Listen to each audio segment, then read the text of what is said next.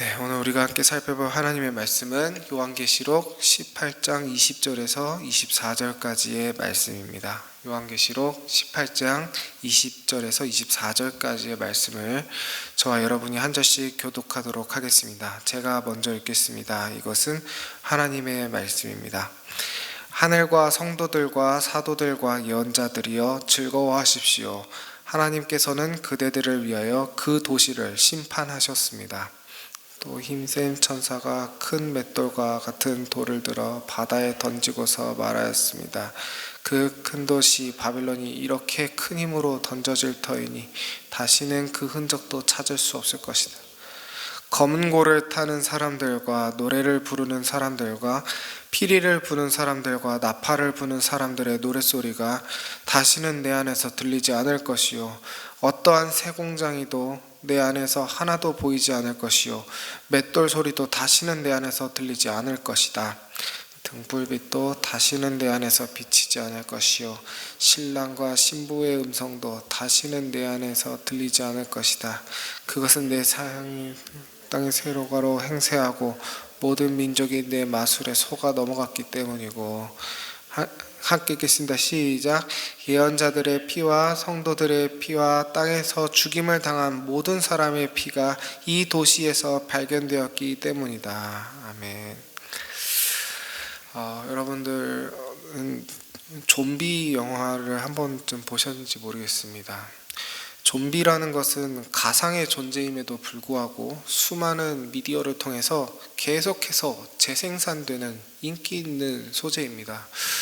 왜 그럴까요? 전 이 좀비가 인간을 잘 드러내기 때문에 계속해서 인기를 얻는 것이 아닌가 생각해 봅니다. 생각해 보면 좀비는 인간보다 강력합니다. 힘도 세고 달리기도 잘하고 지치지도 않습니다. 무엇보다 아무리 큰 부상을 당해도 죽지 않습니다. 생명력이 굉장히 강합니다. 그러면 이 좀비가 생명력을 가지고 있으면 과연 생명도 가지고 있느냐? 그것은 또 아닙니다. 분명 사람보다 강하긴 강한데 죽은 존재인 겁니다. 아이러니합니다. 생명력은 있는데 생명은 없는 겁니다.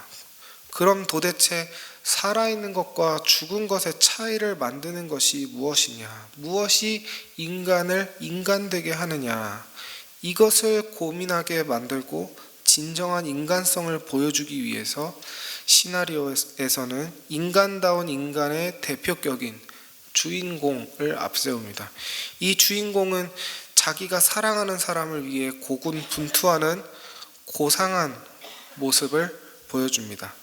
반대로 악역으로 나오는 사람은 자기 혼자 살기 위해서 인간성을 버리고 다른 사람을 배신하며 이기적인 역할을 합니다. 그런 악역은 살아있어도 인간성을 버렸기 때문에 결국엔 좀비들에게 죽임을 당해서 좀비와 똑같이 되죠. 그 사람은 이미 그 전부터 좀비 같은 사람이었기 때문에 시나리오 상으로 좀비가 될 운명이었던 겁니다. 오늘 말씀에서 마무리되는 바벨론 멸망 예언에서 바벨론도 마치 이 좀비와 같은 존재입니다. 22절에서 23절 중간까지의 내용을 보면 바벨론의 모습은 생기가 넘치고 생명력이 있습니다. 거리에서 검은고 소리가 들리고 사람들은 노래를 부르고 피리를 불고 나팔을 붑니다. 너무나도 풍요롭고 평화로운 도시의 모습이죠. 어떤 도시에 음악이 발전하고 악기가 개발되고 예술이 널리 보급된다라는 것은 그곳이 풍요롭다라는 것을 의미합니다. 이 도시엔 또 쇠공장이도 있습니다. 쇠공장이가 있다는 것은 여러 사치품들이 생산되었다는 것이죠. 능숙한 쇠공장이가 나오려면 기본적인 생활이 뒷받침되어야 합니다. 이 고대인들이 정말 얼마나 대단하냐면 강력암이라는 가짜 돌을 만들어내기도 하고 이들이 돌을 너무 얇고 가늘게 잘 깎아서 지금 기술로도 그것을 따라하기가 어렵다고 합니다. 그런 기술이 예수님 오시기 3000년 전부터 있었던 기술들이라고 하니 정말 놀라운 일이죠. 고대의 쇠공장이들이 이렇게 대단한 사람들이었습니다. 맷돌이 나오는데 맷돌은 식량을 상징하겠죠. 계속되는 맷돌 소리는 무엇보다 농사, 즉 한 곳에서 안주하여 계속해서 식량을 생산하는 편한 삶이 지속되었다라는 것을 의미합니다. 그리고 등불빛은 밤을 밝히는 도구죠. 이 도시의 문화가 밤에도 멈추지 않고 지속되었다라는 것입니다. 생존의 측면에서 보면 밤에 불을 밝히는 행위는 적들에게 자기의 위치를 노출시키는 위험한 행위입니다. 그런데 그것을 맘 놓고 할 수 있었다라는 것은 이 도시가 전쟁과 침략에 대한 걱정이 전혀 없는 평화의 상태라는 것을 알 수 있습니다. 군사력의 막강함을 엿볼 수 있죠. 그러니 계속해서 사람들은 결혼하고 번성합니다. 이렇게 이 도시는 생명력이 넘칩니다. 활기차고 아름답습니다. 그 누구보다 잘 삽니다. 모든 예술과 사치품과 시스템들이 바벨론에 살아있음을 증명하는 것처럼 보입니다. 그런데 마치 좀비의 생명력이 생명을 증명하지 못하듯이 바벨론의 생명력 또한 생명을 증명하지 못했습니다. 하나님께서 그들을 바다에 던지시니 그들의 모든 생명력이 사라지고 사실 그들의 생명력은 진정한 생명이 아니었다는 것이 증명됩니다. 그런데 반대로 성도들은 어떻습니까? 그들은 그 바벨론 안에서 생명력이 없는 사람들이었습니다. 24절에 그렇게 생명력이 넘치는 도시 속에 누구는 피가 발견됩니다. 예언자들의 성도들의 죽음이 그 안에서 발견됩니다. 교회는 세상이 보기에 아무런 생명력도 가지고 있지 않았습니다. 하지만 이런 연약함이 그들에게 생명이 없다는 것을 증명하지 못했습니다. 하나님께서 나타나시니 교회가 생명력을 증명하는 것이 아니라 진정한 생명 있음을 증명하게 됩니다. 20절에서 결국 바벨론이 심판받을 때 즐거워하는 자들은 누구입니까?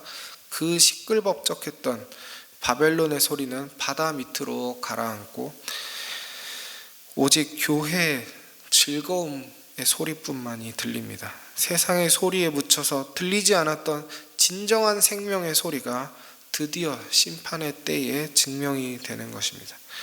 여러분, 진정한 생명을 가지고 있지 않은 사람은 생명이 아니라 생명력, 즉 힘에 더더욱 의존합니다. 빚을 내서라도 명품을 사서 사람들 앞에서 주눅들지 않으려고 진정한 생명이 아닌 생명력을 자꾸 다른 사람에게 노출시키려고 합니다.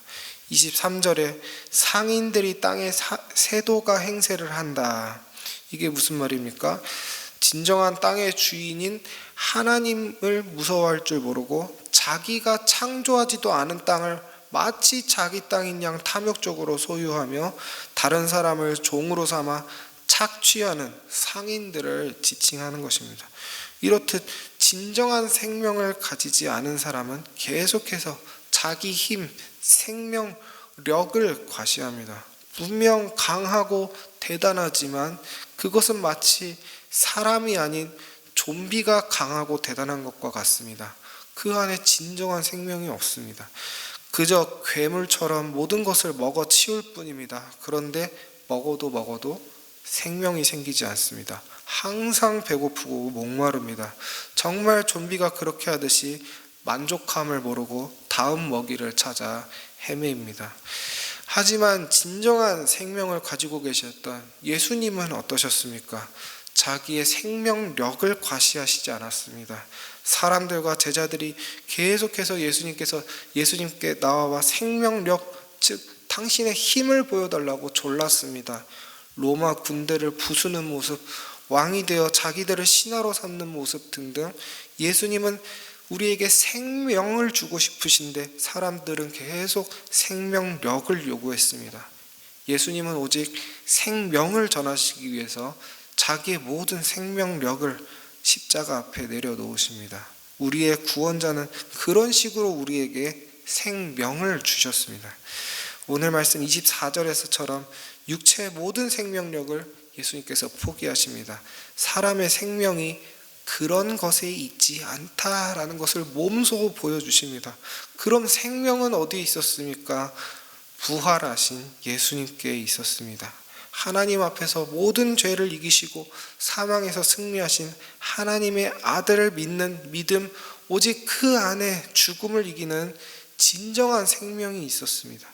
오직 그 안에 진정한 인간성이 있었습니다. 20절의 말씀대로 우리는 그 예수 그리스도 안에서 발견된 진정한 생명으로 인해 즐거워해야 합니다. 우린 살았습니다. 우리가 살아있음은 바벨론의 방식으로 증명되지 않습니다. 물질적인 생명력이 우리의 생명을 증명하지 못합니다. 우리의 생명은 오직 이 땅에서 우리 예수님이 보여주신 행위로 말미암아 증명됩니다. 예수님이 날 위해 십자가에 돌아가시고 부활하신 그 사건이 내 생명의 증거입니다. 그분이 부활하셨기 때문에 나도 부활할 것을 믿습니다. 그렇기 때문에 성도는 비록 어려운 환경과 고난 속에서도 진정한 생명의 증거를 붙잡으며 모든 것을 이겨냅니다. 나의 보잘것없는 생명력을 자랑하지 않고 진정한 생명만을 자랑합니다. 오직 예수 그리스도를 자랑합니다. 성도는 20절의 말대로 바벨론이 침몰할 때 즐거워하는 자들입니다. 하나님이 바벨론의 모든 보석들과 장신구들을 버리시는데 성도가 이렇게 얘기해서는 되겠습니까? 아이고 하나님, 저 아까운 걸 그냥 바다에 버리십니까? 아이고 저 아까운 텔레비전, 저 아까운 핸드폰, 저게 얼마짜린데 그냥 바다에 버리십니까? 이건 결코 즐거워하는 모습이 아니겠죠. 우리도 모르는 사이에 내가 가진 물질들이 나의 생명력, 나의 소유물이라고 생각하지만 오히려 그 물질들이 나를 소유하고 있었던 건 아닌지 우린 스스로를 돌아봐야겠습니다. 내가 그것들의 주인이 아니라 내가 오히려 그것들의 종이 되어서 끌려다니고 있는 것은 아닌지 돌아봐야겠습니다. 우린 그것들을 자랑하는 사람들이 아닙니다. 은혜새벽교회 성도 여러분, 모두가 진정한 생명이신 예수 그리스도만을 자랑하시는 진정으로 살아있는 성도님들이 다 되시기를 간절히 소망합니다. 한 가지만 더 얘기하겠습니다. 21절에 천사가 큰 돌을 바다에 던진다라고 합니다. 물론 이 큰 돌은 바벨론을 상징합니다. 그리고 그 바벨론은 문자 그대로의 바벨론이라기보단 어떤 권세, 높은 힘을 상징합니다. 저는 앞에서 제 언어로 그것을 바꾸어서 강한 생명력이다라고 표현했습니다. 그런데 이 큰 돌이 바다에 던져지는 이 레퍼런스는 다른 의미를 가지기도 합니다. 눈치채신 분들도 계실 텐데 저는 지금 마태복음 17장 20절과 21장 21절에서 등장하는 유명한 일화죠. 예수님이 너희에게 겨자씨만한 믿음이 있다면 산을 옮길 수 있고, 무엇보다 오늘 말씀과 매우 유사한 이미지로 그 산을 바다에 던질 수 있다 하신 말씀에 대해서 말하려고 합니다. 이 말씀 앞에서 당황하시는 분들이 많을 것 같습니다. 겨자씨는 깨 한 톨만한 크기인데 나는 산을 옮기지 못하니 그럼 나한테 그 정도 작은 믿음도 없다는 얘기인가? 그럼 예수님은 우리를 소위 디스하시려고 지금 이 말씀을 하신 건가? 너는 손톱만큼도 나를 믿지 못해 라고 이 얘기를 하시려고 오늘 말씀을 주신 걸까? 이런 생각을 한 번씩 해보셨을 것 같습니다. 시간 관계상 짧게 설명드리자면 이것은 복음의 이동을 의미합니다. 여러분, 산은 앞에서 권세를 상징한다고 했습니다. 구약에서 하나님이 산을 부수시는 모습은 아주 자주 나옵니다. 이사야 41장 15절, 예레미야 51장 25절 등을 예로 들 수 있습니다. 하나님이 산을 부수시는 이유는 그 권세가 하나님의 권세, 즉 진정한 권세가 아닌 가짜 권세이기 때문입니다. 감히 세상이 자기가 진정한 권세, 진정한 산인 줄 아는 교만한 산들을 하나님께서 부수십니다. 바벨론이 그런 가짜 산 중에 하나였죠. 분명 바벨론은 이스라엘을 심판하는 도구로 하나님께서 쓰신 도구일 뿐인데 그 바벨론이 교만하여서 하나님께 복종하지 않았습니다. 그래서 21절에서 하나님은 그런 가짜 산에게 아예 산이라는 칭호조차 주지 않으시고 큰 돌이라고 말씀하십니다. 그런 가짜 산 말고 사실 진짜 산은 하나님의 말씀이 임재하시는 진짜 권세가 있는 곳입니다. 시내산, 모리아산, 에발산, 그리짐산, 마태복음 5장 14절에 산 위에 있는 동네라는 표현, 예루살렘은 시온산으로 상징되고 예수님도 산에서 설교하셨고 산에서 승천하셨습니다. 하나님의 말씀이 임재하시는 산이 진정한 권세의 산입니다. 그런데 이 산이 바다로 이동합니다. 바다는 정말 너무 빈번하게 사태나 지배가 있는 곳, 즉 이방 땅을 의미합니다. 이사야서 11장 11절, 23장 11절, 27장 1절 등등의 예가 있고, 우리가 지금 묵상하고 있는 요한계시록에서는 적 그리스도로 상징되는 짐승이 어디서 올라옵니까? 계시록 13장 1절에 보시면 바다에서 올라오는 것을 볼 수 있습니다. 그러면 진정한 산이 바다로 옮겨졌다 하는 말은 무슨 말입니까? 진정한 복음과 말씀이 이방으로 옮겨졌다라는 것을 의미합니다. 오늘 우리가 읽은 본문도 사실은 예레미야서 51장의 내용에서 많은 레퍼런스들을 가져온 것인데, 예레미야 51장 63절을 보면 이런 말이 나옵니다. 너는 이 책 읽기를 다한 후에 책에 돌을 메어 유브라데 강 속에 던지며, 즉 말씀을 물에 던지라 라고 명령합니다. 좀 복잡하다고 생각하실 수 있겠는데 이걸 기억하시고 겨자씨 얘기가 나오는 마태복음 17장의 문맥을 보시면 예수님은 이스라엘의 신앙의 무능함을 한탄하십니다. 그리고 산이 바다에 빠뜨리는 얘기가 나오는 마태복음 21장의 문맥도 보시면 똑같이 예수님은 이스라엘의 신앙의 무능함을 한탄하십니다.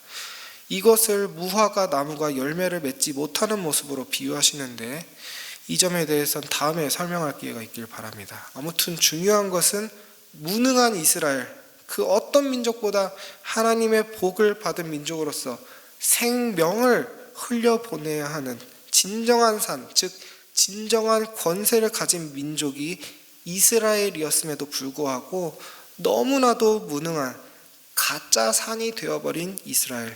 예수님께서 이 이스라엘의 예루살렘을 멸망시키시고 복음을 유대교에서 분리시키셔서 저 이방 땅으로 전 세계로 확장시키신다라는 내용이 바로 산이 바다로 옮겨진다라는 말의 의미입니다.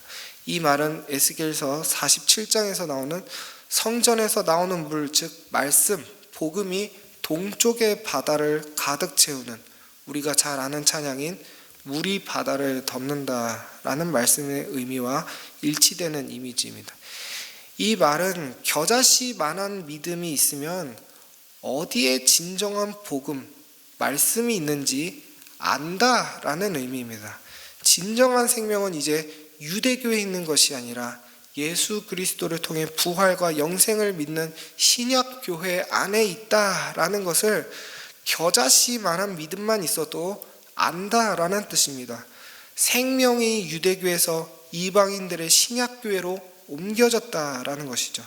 그러니까 지금 여러분들은 이미 산을 바다로 옮기신 분들입니다. 여러분들의 소망을 이 교회 안에서 품고 있다면 이미 진짜 산은 지금 시대 이스라엘에 있는 유대인들이 독점하는 것이 아니라 그들 입장에선 지옥에 떨어져야 마땅한 이방인인 우리에게 옮겨진 것입니다. 여러분, 그런데 우리 신앙의 선배인 종교개혁자들은 오늘 말씀에 이 바벨론을 담대하게 로마 카톨릭으로 보는 것을 주저하지 않았습니다.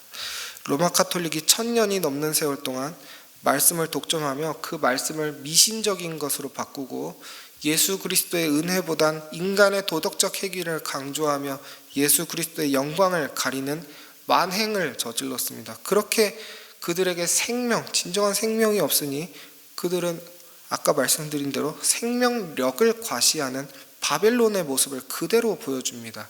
면죄부를 팔아서 거대한 베드로 성당을 짓고요. 예배당 안에는 각종 보석과 금으로 된 사치품들을 채워놨습니다.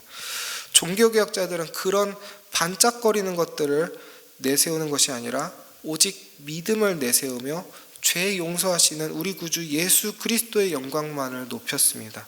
진정한 생명만을 자랑한 것입니다. 그렇게 하나님은 자기의 산을 역사적으로 2번 옮기셨습니다. 한 번은 유대교에서부터, 다른 한 번은 로마 카톨릭으로부터 옮기셨습니다. 그러면 진정한 산인 우리에게 이제 생명이 없으면 안 되겠죠. 생명 없음이 보이면 하나님은 산을 옮기십니다. 그리고 가짜 산은 멸망시키십니다. 그리고 믿음 가진 자들은 그 옮겨진 산으로 옮겨갈 것입니다. 여러분, 저는 우리 교회가 진정한 하나님의 산에 있다고 믿습니다. 그 믿음의 근거는 성도의 숫자에 있지 않고 교회 건물에 있는 것이 아니라 예수 그리스도를 구주로 앞세우는 말씀이 있고 그 말씀에 아멘하는 성도가 있기 때문입니다. 이 생명이 있기에 우리가 살아있음을 믿습니다. 말씀을 맺도록 하겠습니다. 우리가 우리의 생명이신 예수 그리스도를 붙잡는다면 오늘 말씀 20절 말씀대로 세상이 멸망해도 우린 결코 멸망하지 않습니다. 우린 안전하게 하나님의 거룩한 산에서 즐거이 하나님을 예배할 것입니다. 우리 모든 은혜샘교회 성도님들이 세상의 생명력이 아니라 이 진정한 생명에 온전히 거하시는 복된 성도님들이 다 되시기를 소망합니다. 강한 좀비가 되시지 말고 강한 생명을 가지심으로써 한 분도 멸망당하지 않으시기를 간절히 소망합니다. 기도하시겠습니다. 기도하실 때는 먼저 말씀을 생각하면서 기도했으면 좋겠습니다. 내가 혹시 미련처럼 붙잡고 있는 생명력은 무엇인지 돌아봤으면 좋겠습니다. 자존심이라는 이름의 가짜 생명이 있다면 하나님 내게 지혜를 주셔서 내가 다른 것의 종이 되지 않게 하시고 오직 하나님의 종이 되게 하시며 진정으로 물질을 소유하는 거룩한 방법을 깨닫게 해달라고 기도했으면 좋겠습니다. 매주 화요일은 교회를 위해 기도하는 날입니다. 오늘 말씀을 생각하시면서 하나님, 우리 교회가 가짜 산이 아니라 진짜 하나님의 말씀을 가진 거룩한 산이 되게 하여 주시옵소서. 그러기 위해선 온 성도들이 함께 말씀을 지켜야 합니다. 세상의 풍조에 따라 죄를 허용하는 교회가 되지 않게 하시고 모든 중직자들이 깨어서 말씀에 따라 교회를 다스리고 이끌어가게 해달라고, 우리 교회가 세속화되지 않게 해달라고 함께 기도하면 좋겠습니다. 그리고 이번 주 토요일에는 예수 영접 모임이 있습니다. 예수 영접 모임에 참여한 모든 분들에게 하나님께서 겨자씨만한 믿음을 주셔서 이분들이 말씀 안에서 진정한 생명을 발견할 수 있게 하여 주시옵소서라고 함께 기도했으면 좋겠습니다. 그래서 마지막 심판의 때에 세상과 함께 멸망하는 것이 아니라 한 명이라도 더 많은 사람들이 우리와 함께 산에서 즐거이 하나님께 예배할 수 있게 해달라고 기도하면 좋겠습니다. 그럼 이 모든 것을 위해 기도하신 후에 각자 기도 제목으로 기도하시고 세상 속으로 담대하게 나아가시기 바랍니다. 기도합니다.